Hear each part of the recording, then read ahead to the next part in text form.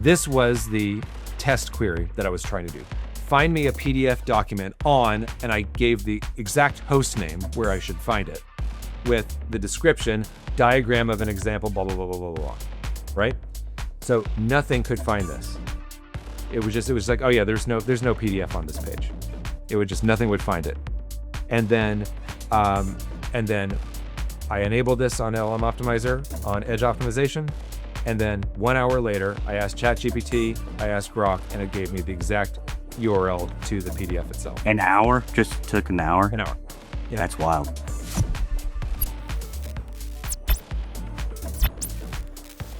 Today, we're going to be taking up Adobe LLM Optimizer, which is a brand new product, a brand new category, actually, for Adobe. We did some very interesting experiments, which yielded some very interesting results, and we're going to give you the real data. We'll show you some real graphs, first couching it in why this is a problem that needs to be solved and what Adobe is doing about it. That being said, let's get right into it. Hello, guys.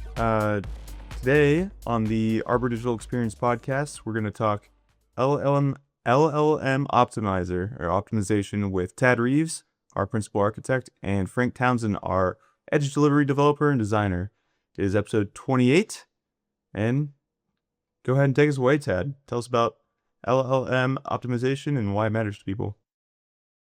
Well, in order to really, okay, let's frame that first too for anybody who's listening and doesn't necessarily know what an LLM is, because I mean theoretically anybody listening to this podcast should know what an LLM is, but a shocking number of people probably couldn't even define, like, they know that there's such a thing called ChatGPT, but what does GPT even stand for? So let's start out there as to what are these things and what are you optimizing for? Because there's been AI out and about for basically the entirety of the internet, but not this wasn't something that you had to optimize specifically for. The difference here, so you have something that came about really, it's only 2017 was the first of these large language models.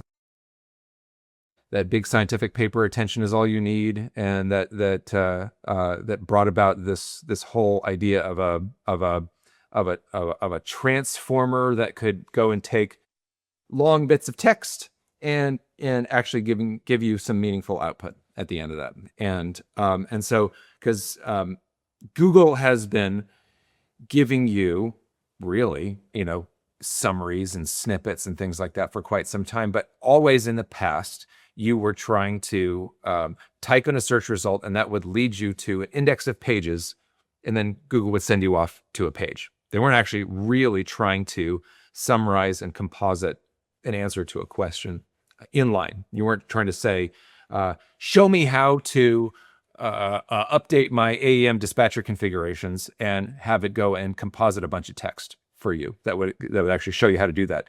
And then have you then check the math afterwards. Say, well, can I trust this computer, or is this not from a trustworthy source? Is this going to go and bork everything? So that's the world that we're living in right now. In this case, large language model. This is where you are taking a massive amount of text from some place and using an AI such as your Copilot or ChatGPT or Gemini or Grok or Perplexity or any of these ones that are out there to basically generate a result that tells you what to do, that gives you an answer that you want.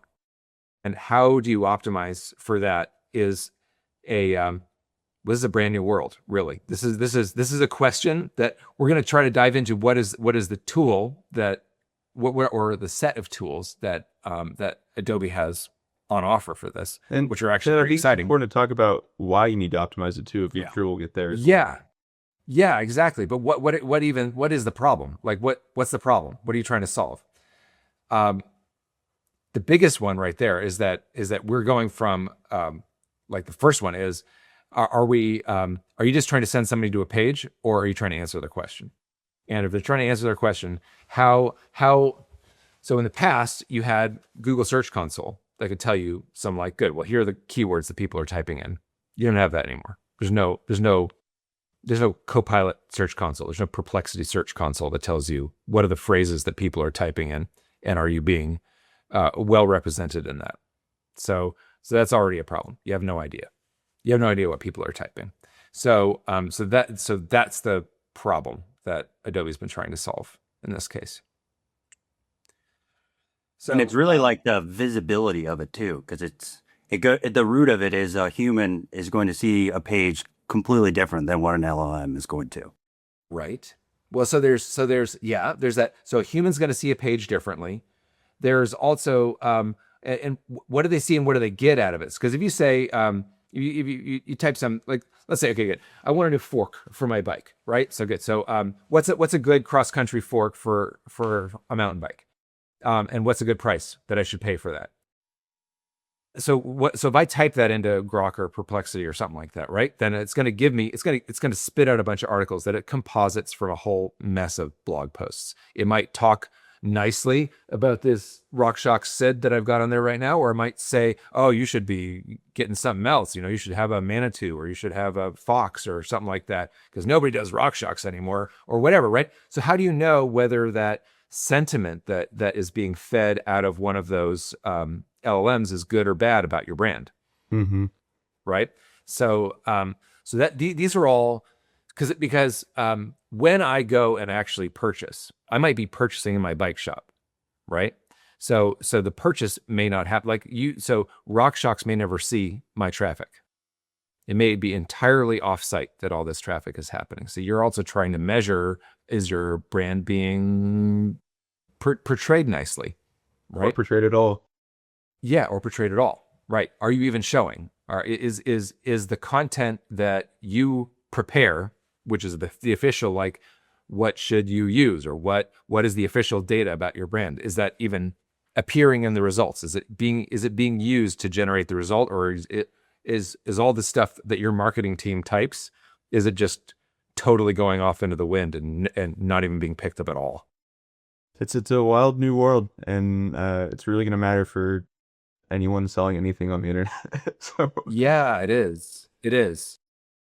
So why don't I just get into it? Because this is going to be a little bit of a different podcast than I usually do, because I think I'm going to be a little bit more screen share heavy, because I have some interesting experiments that I've been doing recently, because there's two ends of this that Adobe's been working on, like Frank was mentioning. There's the how do you keep track of this, and how do you see what people are typing, and how do you measure something that you're not getting necessarily? There's no official back-end feed that you're getting. There's no equivalent of Google Search Console or Bing Webmaster Tools, right? There's no official version of that. So how do you get data about what people are doing? And that in and of itself is a very interesting problem to solve. And then how do you optimize for what the LLMs are doing so that you can portray yourself better?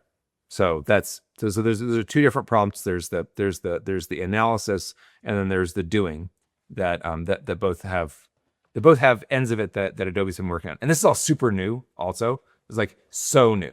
By like so new, it's like this wasn't even a thing. It wasn't even a product. It wasn't even in planning at Adobe Summit last year. Like, so if you were wondering, like, oh, didn't I see this at Adobe Summit? No, it wasn't even on the drawing board as of Adobe Summit last year. So this is like super, super new. And it could totally change by the time we get to Adobe Summit in a month. So we'll see. But here, I'm going to show you real life stuff, because we've got our blog plugged into this, and yeah, this is going to be fun. So give me a second. Let me pull this up for y'all.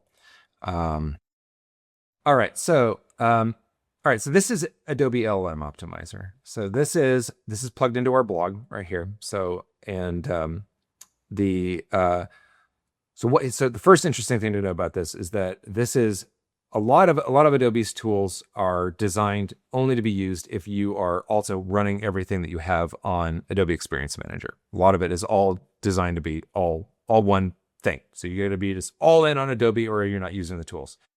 This is not where they're going with this. They designed LLM Optimizer to be able to be used. Yes, it's a first class citizen on Adobe gear, but it's going to be mostly fully functional on almost any other CMS also. So if you're running stuff on Sitecore, if you're running stuff on WordPress, or you got other blogs on other things, other sites on other things, then it's totally going to be operational. So, there's a couple things. There's a lot of fancy reports and a lot of things that I can show you, but I want to first show you what is it getting? What data can you get? What can you put into this that you can then start charting and looking at afterwards? So one of the first, so like I said, because you got no Search Console and you got no webmaster tools, then where are you going to get data of what people are doing with an LLM? So if you're saying like, what are people typing into their Google AI mode to be able to that might possibly be surfacing your content, whether or not they click through. So one way to do it, and this is right now one of the only ways to do it, is to prompt the LLM yourself, and to basically just say, all right, good. I'm gonna start typing prompts, and also where you type the prompt from. Like, are you in Washington D.C. or are you in Beijing or are you in London or are you in Athens? So you might get a completely different response. And some of these LLMs work really well with English, and they don't work so well with other languages. So it's because the tokenization is totally different. Like, as an example, German is a really, really hard language to be able to do a lot of this stuff in because of all their compound words.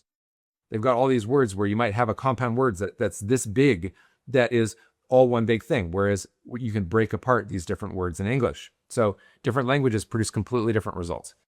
So you can prompt these LLMs, different LLMs. So you have to go and prompt Perplexity and prompt Google AI mode and prompt Gemini, which gives you different responses than AI mode, and prompt Grok and so forth, and just say, good, what happens when you do this? So then you have to say, good, well, what do I ask it? So there's a bunch of different ways that you could feed this thing with prompts. So we're talking about the testing process you've gone through to basically have. Well, no, not just the testing process. This is the LLM setup process to actually set this up so it can actually start giving you some interesting data. Okay. So what you would do in this case is, a first thing that you could do, you can go and connect this to Google Search Console. So you can go and tell it and say, all right, good. So so it can start getting what your top search terms are out of Google Search Console. Then you could say, oh, well, people are like, how do I access the admin API according to this? Oh, good. Well, that's something that we could tell it. We could say this would be a good question to prompt the LLMs with. How can I monitor AEM performance with New Relic? Well, we've written a blog post about that, so it's obviously coming up out of our Search Console. So with each one of these things, you can go and tell LLM Optimizer. You can say, good, I want to add this as things that it would potentially ask. So Google Search Console is one place where you can go and start trying to go and grab some example things that you can go and feed this tool with. So you can also add some things manually. You can also, as this thing starts to learn and starts to grab things, it might go and suggest other things, like see these little magic wands one. Like, it's a possibility d'acheter Adobe. Like, how is it possible to buy Adobe stuff, right? We've got all of our blog posts translated. So it already knows, like, oh, people are already searching stuff in French. It's already searching stuff in German and so forth. So we've got, what's the best one?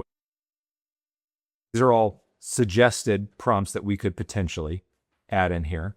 You can see some of these other prompts are. When you add a prompt in here, you're just tracking against that prompt. What was that? When you add a prompt here, you're just tracking against that prompt. That's right. Get data on it. That's right. So what it then does, so once you add the prompt, so once you say, hey, I want you to add this prompt in there. These are either, so these ones here that say person, these are ones where I went and said, I want you to ask LLMs this, and I want to see if I'm coming up, because I'm assuming I'm going to come up. Like, what's the difference between AEM 6.5 and 6.6? As an example, our site should come up here because I'm the only one who ever called it AEM 6.6. So if you search AEM 6.6, we're the only site that comes up because there's no such thing as AEM 6.6. Well, there is. The artifact in the back end is AEM 6.6. but I digress. So we're the only ones that publicly have been harping on that. It's really 6.5 LTS. So so once you add all this stuff in there and you see market US, you can tell it also like, hey, I want to add a prompt and I want to like let's just say a specific word or phrase or something like that I want to prompt the LLM with, and where do I want to go from? Maybe I want to go from India and just see, am I getting, if I say, how can I buy Adobe training? Let's just say, right? You might get a completely separate response in India than you would get in the United States. And that's also that, and that's correct because some places go and have completely different product offerings in other countries. So it would make sense that you would that your prompts would give different responses. So once you got all that in there, so you've got stuff coming in from Search Console, you have stuff that you've put in manually, you have stuff that it's generated out of all that. So you have another place that you can get data, which is out of your CDN. What LLM Optimizer supports a whole mess of different CDNs. So if let's say you've got Akamai on the front end, or if you've got your own Fastly CDN on the front end, or if you've got CloudFront or Azure Front Door or something like that, configuration examples that Adobe has for how to plug LLM Optimizer into any one of those.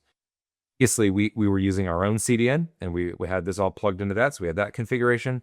Now we're using Adobe's managed CDN on this, and so that has some nice pieces to it because it has, and I'm going to talk about this in a second, because it's also got an auto optimization deployment, which this is a super fun thing that I'm going to talk about in a second, but I don't want to get ahead of myself. So you can bring your own key, or you can just use the managed stuff. You can bring your own stuff. So basically, this works with anything. This works with almost any CDN setup. Because the idea is that you want to know what people are typing, and you want to know whether or not people are arriving. So, because in some cases, so you want to know, are they arriving? So did they click through? Because in some cases, you've got a click through signal, like a little query string that comes on the end of it, says, oh yeah, I clicked through from ChatGPT. But also you want to know, are the crawlers from those LLMs coming to your front door also?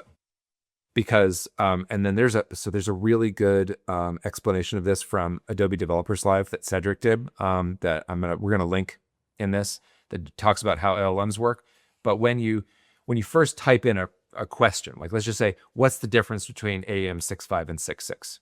Okay, so an LLM may not have that data to hand. That may be just like an off the rails question that nobody asks, right? So it may not have enough data to be able to answer that question straight out, that it's already processed. So it needs to do what's called a fan out search or fan out query afterwards, where it says, okay, I don't know the answer to this. I'm going to go and search the back end, and I'm going to see what I can get.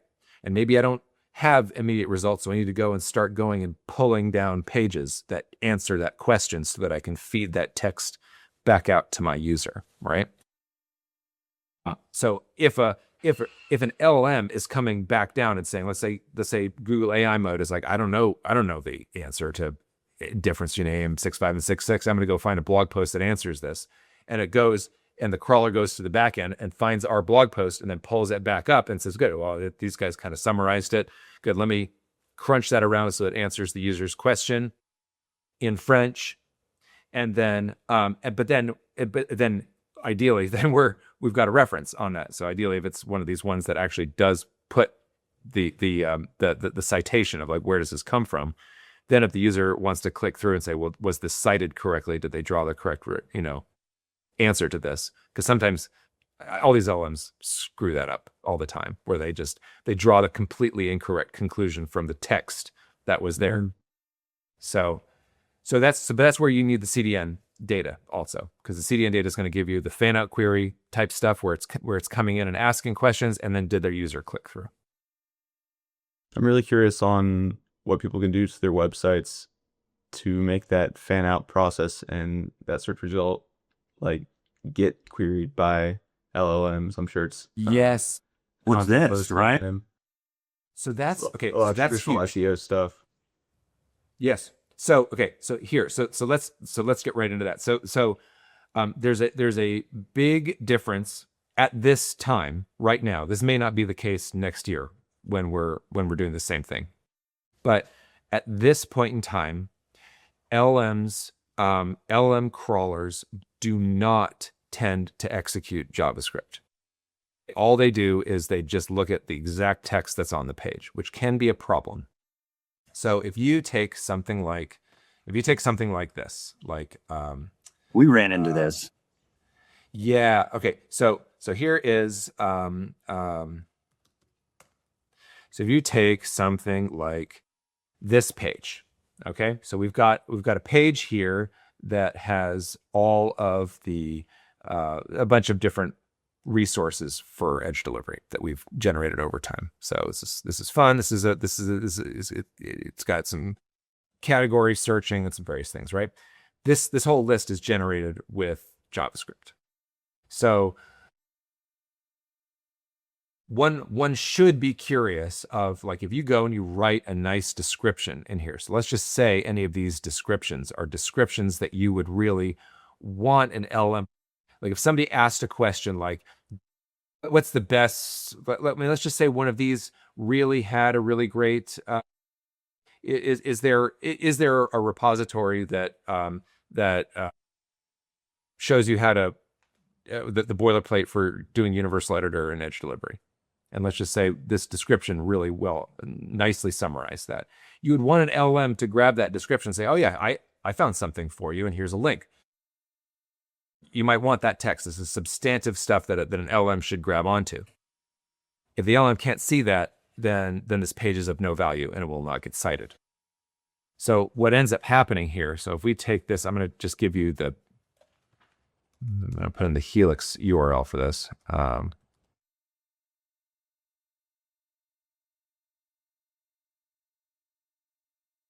the reason I'm going to do, whoops.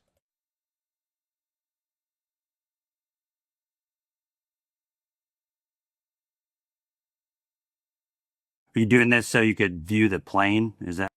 Well, no. So here's the thing you should know. So there is a really nifty plugin that that Adobe came out with, this AI content visibility checker.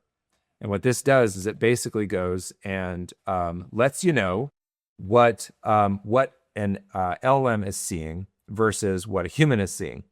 So you might look at all this and you say, "Oh, this is super great! Like we've got all this cool data, right?" They're saying, "Oh, well, this is actually only 42% readable. Half your content is inaccessible." Like, seriously? So if you go and you look at the actual factualness, right?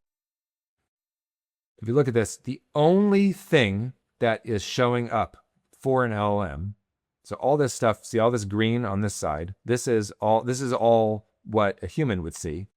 And on this side is what an LLM would see. This is a really cool view. Nothing. Yeah. Because all this was generated as JavaScript. So the LLM sees absolutely none of it. The only thing the LLM is going to see is the about us, like, author bio at the very bottom. That's the text that sees it. When it's saying 42% is visible, it's counting the text of the author bio. But all of the substantive content of the page is totally missing. So that is a problem. That's a big problem.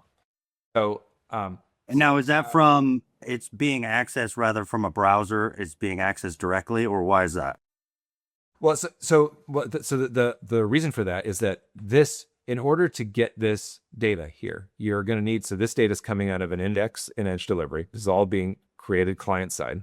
So it basically, so what that plugin is showing you the fact that there's no actual server generated HTML that creates all this text. So it's missing. Yeah, it's not there. So Googlebot might be able to see this. An LLM bot is not seeing this. It's just blank. So the result of this is that when an LLM bot might look at this page, it would just say, there's nothing interesting here for me to cite. I'm just not going to cite any of this. I'm going to move along. I'm not even going to say that you had anything interesting to say. So which can be a problem if you have something else that is even more substantive. So we did it. So we did actually a little bit more of an in-depth experiment on this, and I'm going to show you that experiment.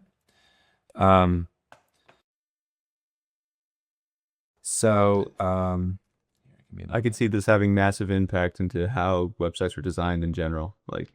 Well, it's huge because so here's the thing, and this I want to get into the question of this in the future or later on in the podcast, but so in the past we've had this problem of optimizing for Googlebot, and what nobody wanted to do in the past was you would get dinged if you told your if you sent a different page to Googlebot than what humans see, what humans would see. That was called cloaking. So you basically, like, if you sent Googlebot, like every time Googlebot came, if you said, "Oh, if your user agent is Googlebot, I'm going to send you this super keyword rich page," and then the humans get this other traditional stupid SEO page, if you do it that way. Yeah. right? You would get nuked. Like if Google found out that you were doing that, you would just get nuked off the face of the earth. And so it was a huge no-no. Because it's a bait and switch, right? But it's a different thing altogether if you're trying to feed a bot with data that it needs. Then now you're not bait and switching. If you're just making a page that they can read, then who cares? Who cares so there is still, amongst the SEO community, there is still a little bit of like nervousness. Is this cloaking 2.0? Are LLMs going to get wise to this? But the question is, why would they want to? What would be in it for them? Nothing, really, right? Because if you're ChatGPT and you're just trying to answer the question of what's the difference between AEM 6.5 and 6.6, Yeah, do you care? Do you No, care not at all. where it came from? Like, do you care if it came from the human readable site or the machine readable site? You just want the answer. accurate and good content. Yeah, You want it fast too. Like, Fast. yeah, You want it instantly, and you want it accurate. So no hoops or anything. It just, when it hits your page, it wants to know the answer it's asking for, and that's it. That's right. So so it remains to be seen whether there is some sort of penalty involved, or there's some downside to any system by which you would give a different page or different set of text or optimize it at all for an LLM. My gut feeling is that an LLM wants the answer. It doesn't care if it's a slightly different page. So because there's not really, you're not gaming anybody by offering the answer, because it's the answer. You're just going to cite the answer. So, and just like traditional SEO, the search, so like ChatGPT gets to decide how it rates or how ChatGPT goes and finds the content. Yeah. Right. Or what it wants to dash against or promote as far as good content for ChatGPT to read.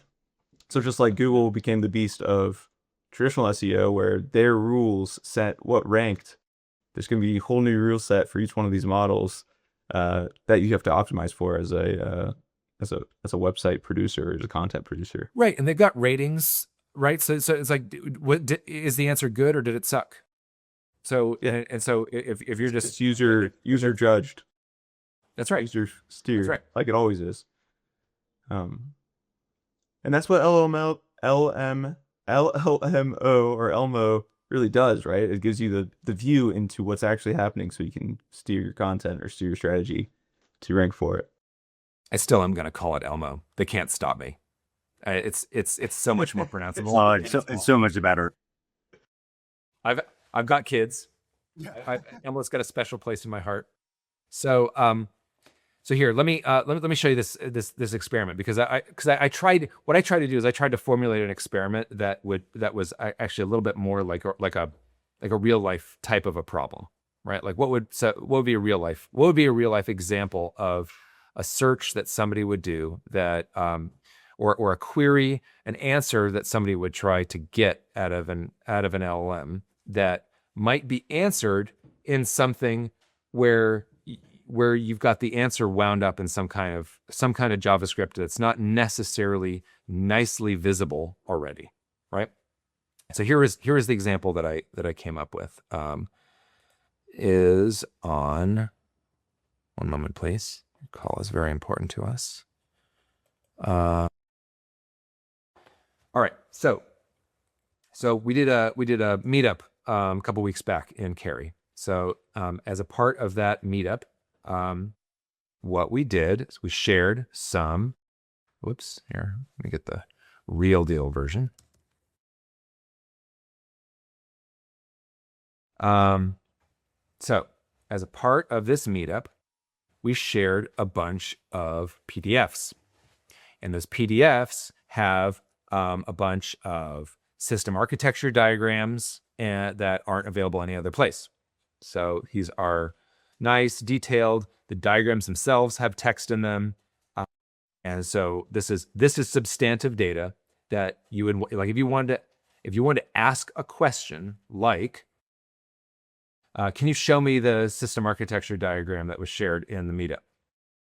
Or show me, can you excerpt some of the main slides of Laurel's presentation where she presented advanced search for document authoring, or something like that. So you're asking a question and you need the data that comes from these slides. Okay, so these slides right here. So what we did is the easiest way, and this is a super common solution for this, we took all these slides and we're storing them in Adobe Experience Manager Assets. So in AEM Assets, you go and you upload a PDF. AEM Assets goes and creates the thumbnails and stuff for you. So all I had to do in this case was I made a little Edge Delivery block that says, look at this folder of the AEM DAM and dump me out all the PDFs and show me the thumbnail for it. So I've got a little Edge worker that goes and throws that in there and blam, puts it on there. Here's the problem. That activity, that's all done in JavaScript. It's all client side. So if I was to do the same thing on this, right? So if we go back to that,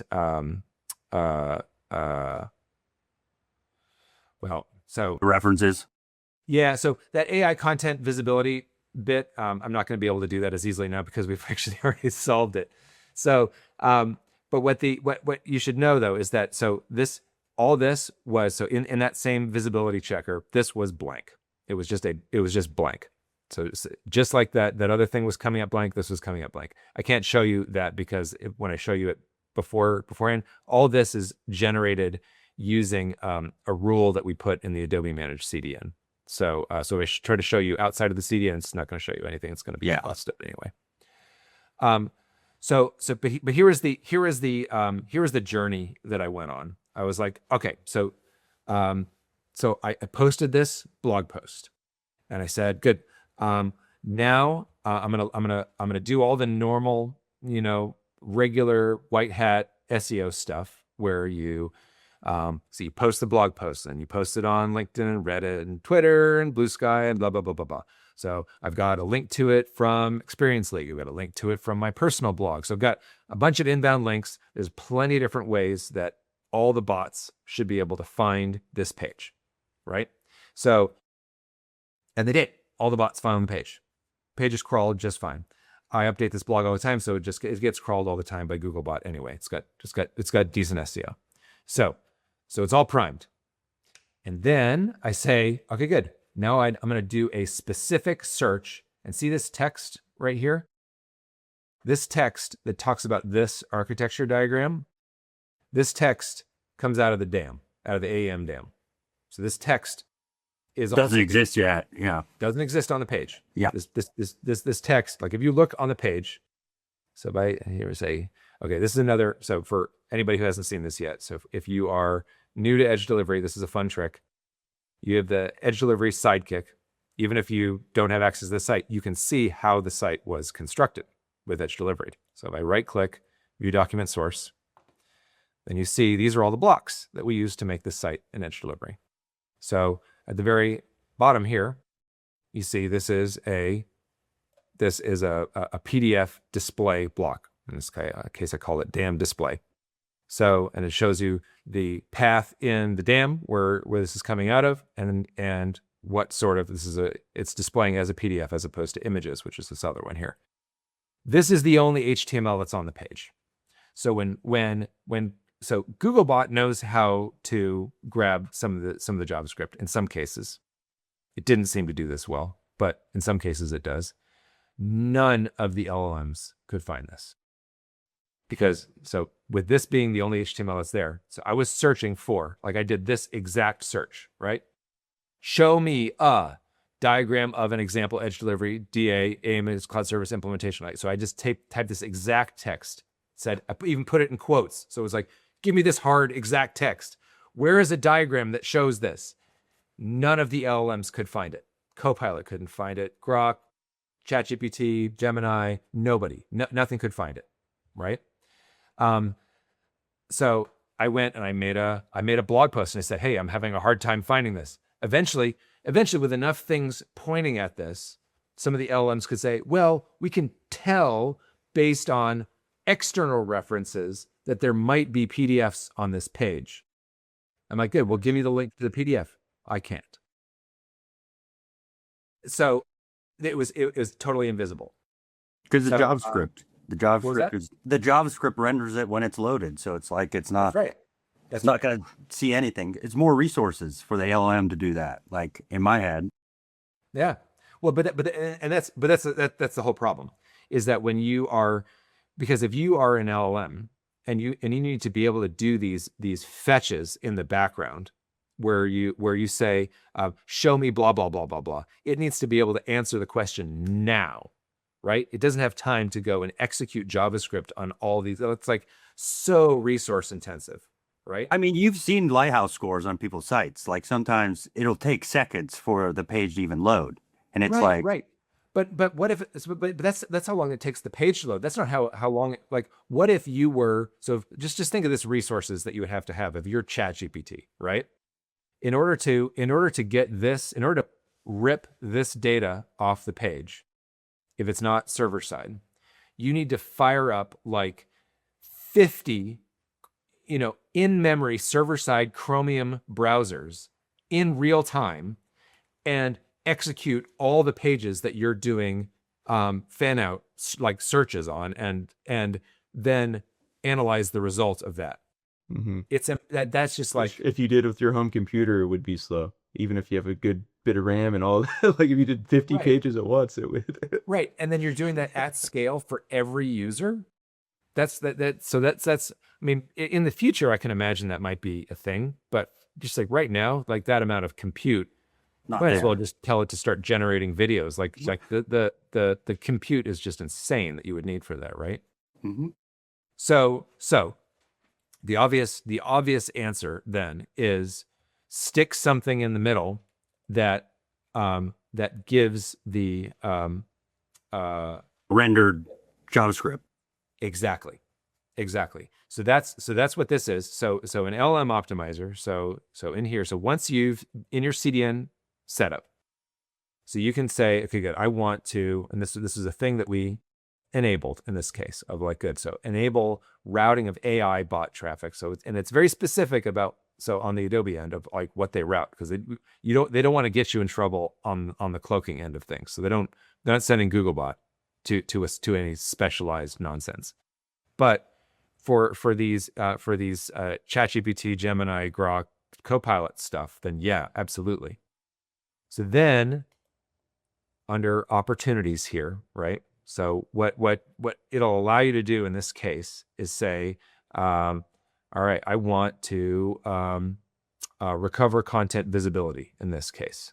So this is a bit where it'll allow you to say, hey, I just told it to say do everything.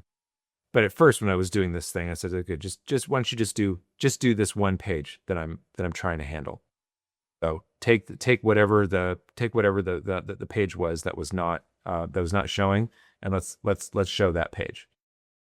So what this basically does, though, is it goes and it routes to kind of a it's like a sidecar. I wanted to have a diagram here for you, but I don't have one ready. But you know how I like my spaghetti diagrams. But basically it's a sidecar infrastructure that goes and optimizes a page, goes and fetches via the front door a full copy of the page, and basically pre-bakes that, basically pre-hydrates all the content and makes that ready to be served out to an LLM who's asking what's on this page. Grab all the links, grab all that stuff, right? So, and in some cases too, it can also do some other fancy stuff, like it can generate LLM friendly summaries that are on there, like, oh, this page has blah blah blah blah blah on it. So if an LLM is quickly trying to say what does this page have, so it prehydrates a bunch of that stuff onto there.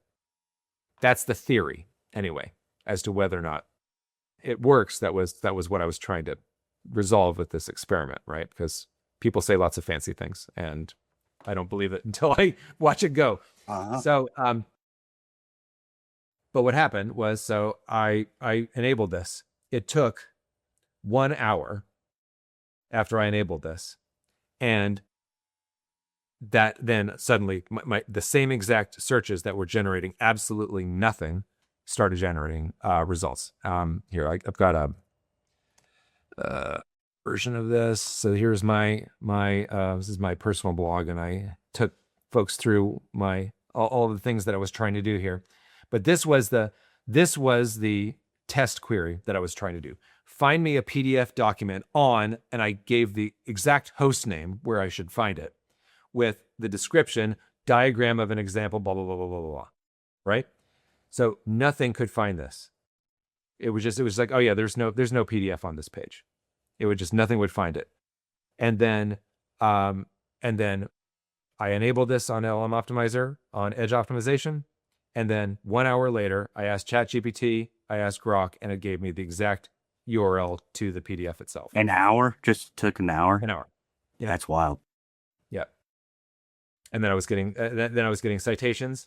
Then I could do other stuff, like then all the other more substantive queries, or more like, this is obviously a really contrived query. Like, nobody's going to really type that exact query in. But something like, like, let's say you didn't have time to attend our meetup, and you're like, can you give me a summary of it? Like, look at the, so there's a PDF on this page. There's PDFs of both of the presentations that Tad and Laurel gave. Give me a summarization from the slides. Now it will actually go and open up the slides and do it. What's funny is that, like, Gemini respects the fact that it says confidential still on the slides. It says, oh yeah, by the way, so I read the slides. I can tell you a little bit about them, but it says confidential, so I can't actually summarize the slide. I'm like, oh, you have such a good manner. Yeah. I would not have expected that. I know. I was like, oh, what a well-mannered robot, actually following the rules. How about that? Not summarizing it if it says confidential at the bottom. But anyway, but that was the gist. It's tech that works right now, and so I think the value's there too for that tool and that solution. Is there like an added cost or added resources cost to like do that for that page, or what's the impact on that end? Yeah. So we're Adobe partners, so we're not really supposed to talk about how much stuff costs, but they can't stop me. So the way that this is being offered right now is for anybody who's got an AEM as a cloud service subscription presently. Like, if you're running an AEM as a cloud service site, they've already enabled LLM Optimizer on your site. You basically just have to log into it. So you go to LLMO.now, and you can log in, and basically they'll give you one site to do, like your main site. You just set up your site. You can add people to it so that you can have, like, your team go and access the reports and so forth. And they'll allow you to use up to 200 prompts to be able to go and start working on your site. You can get some pretty meaningful data from 200 prompts because it can start to composite a really nice picture of what your of what's going on in your site. I didn't really show any of what that looks like in terms of those reports, but I can show you real quick. This is so most of the presentations you see, Adobe likes to show just their test content. Because they don't have necessarily the okay to show brand stuff. We can. I don't care. So this is real life live data. This is one interesting thing right here. 100% citation readability. This was sitting at something like 13% beforehand, or something like that. Actually, no, it wasn't that bad. Sorry, it was like 47% before I enabled the Edge Optimizer, because we pretty liberally use a bunch of these JS bits where it goes and makes lists of things and lists of related articles and stuff like that. So I mean, it's something you want to do. You want to do that still. It's so like you can just go and just start slapping stuff on pages and stuff. It's so fast. So you want to use that power, but unfortunately, the robots don't love that. But now they do. Now it's 100% readable. So so you have that. You have so it'll tell you things like what are people's sentiment when they start searching and finding things on your site. So right now, nobody's saying anything negative about us. Please, nobody use this as an opportunity. But we try to be nice. We're nice even to our competitors. But it'll tell you things like how much referral traffic are you getting, stuff like that. This is just kind of this is the summary view, but you can also, this is Google AI mode. And it'll show you up to 8 weeks, I've just found out. So if I say, let's see, I forget how to do it. But anyway, if you go and you search manually, you can apparently do up to 8 weeks, but that's as far as it goes right now. I think they were talking about expanding that, weren't they? They were talking about it. It may be a thing that they can do in the future, but you can just say if you want specifically what is paid ChatGPT doing, and that may give you different different data. Or if I just want to get from that, so again, this is all different. That's all different data, and then stuff like for your brand. There we go. So how often is your brand mentioned next to other competing brands? It's thinking that it thinks that Adobe is a competing brand. Wow. Week before we're getting more mentions than Adobe. Imagine that. But then it'll tell you data like, so for your individual prompts that you've got. So what this thing does is it goes out and daily executes all the prompts that you've got in your library. So it'll go through and it'll just sit there and just pound. So if you've got them and if they're happening in France and India and stuff like that, it'll re-execute them in every single one of these locales. And and this is the reason why Adobe has to have a limit on how many prompts it'll do, because it's actually on your behalf executing all of these prompts every single day. So you couldn't just throw thousands of prompts in there, because then Adobe would have to then, for thousands of times every single day, prompt and store the results of this.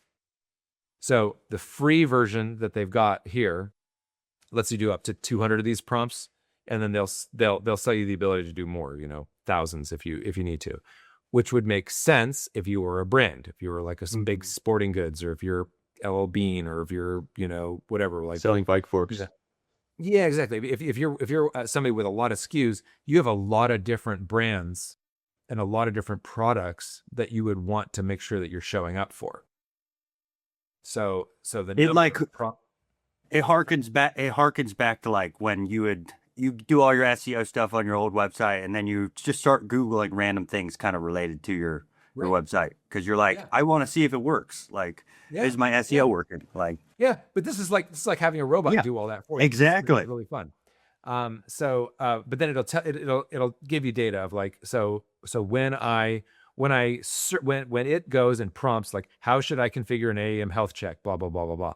So are you visible? Are you getting cited? Do you appear in the citations, or do you not appear at all?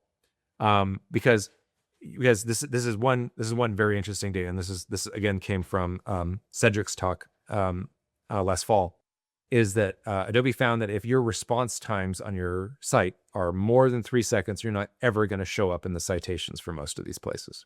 So if it's taking those back end fan out searches to more than 3 seconds to pull your site, it's just going to say, to heck with you. You're not showing up because I can't get a response from you in a decent amount of time. That's same as humans too. Sorry, I don't know if you know the answer to this, but I know Adobe recently acquired SEMrush.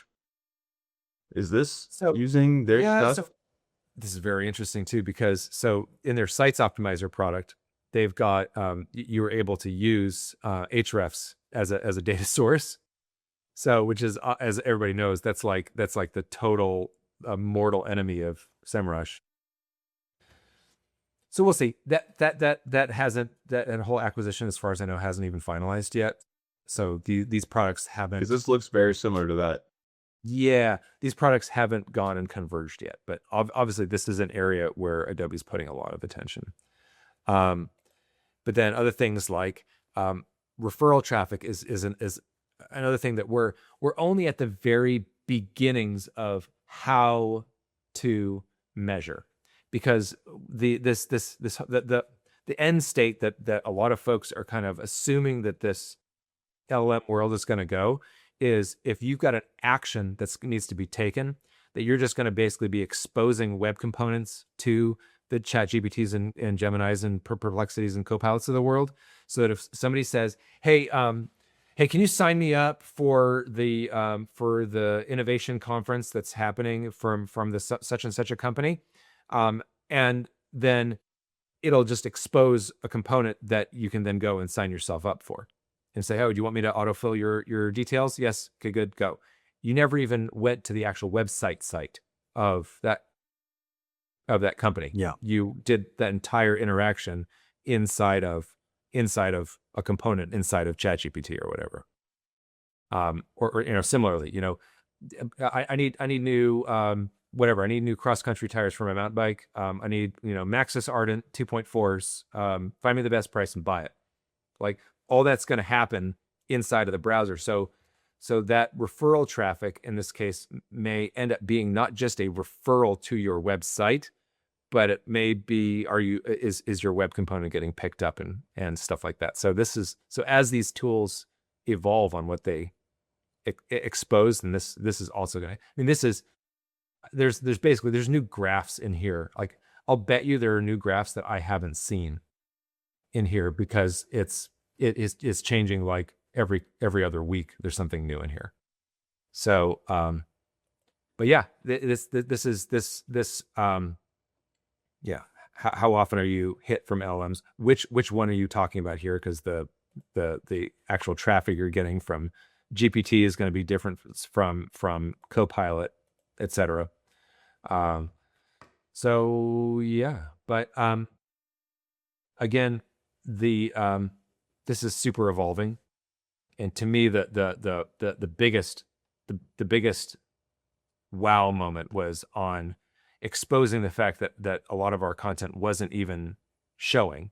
Mm-hmm. A lot of the stuff that I'm putting painstaking work into, because y'all know how much I love doing my diagrams, and if nobody can see my diagrams, then I'm going to be bent out of shape. So the fact that nobody could see my diagrams, they were gone, they were not visible, and with a simple optimization, you could put them into play, is super nice. The fact that you can also pick between each of the models too is awesome.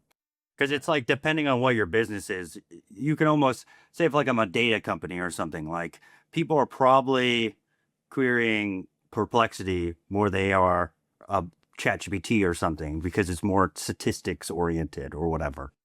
Right. Yeah. So this is going to evolve, but this is a cool tool. It's available right now. And if you're already an Adobe customer and you already have things on cloud service, then you already have access, and you may not even know that you already have access. So this is already a tool that you can start leveraging instantly. And it is better and nicer if you're using the Adobe CDN. The Adobe CDN, it's hard. It's weird to be a CDN fanboy. It is kind of weird, but I am kind of a CDN fanboy. So I like the way that they're going with this. It's as an infrastructure guy, you can do a lot of fun things like this that would have been really kind of scary to implement previously. So I did want to mention there, if your company looking to set this up, we can help you do it. We are arguably industry leaders in this, and this is the team you'd be working with. So call us, email us, look us up on ChatGPT.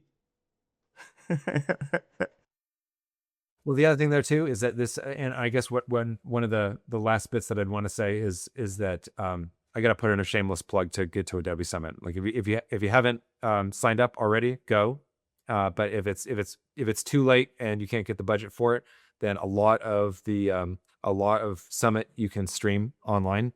And this is definitely there is so much influx in terms of what sort of products you should have your eye on, that this is not the time to be out of the loop. And stuff's moving so fast with AI and everything. It's only going to get faster. Yep, exactly. So how to market in this age is something that everybody needs to know. So I feel like some of these small companies need to know. Adobe's going to be putting lines in the sand on what products they're using, the best practices for these products. Well, right now it's still kind of in the air. It's like at Summit, they're going to say it. They're going to announce it. That's right. But yeah, this is the time to be aware of what all these things are and can do. Agreed. Look forward to seeing you guys there. Yes, indeed. Oh yeah. All right. Thanks everybody for listening. See you next time.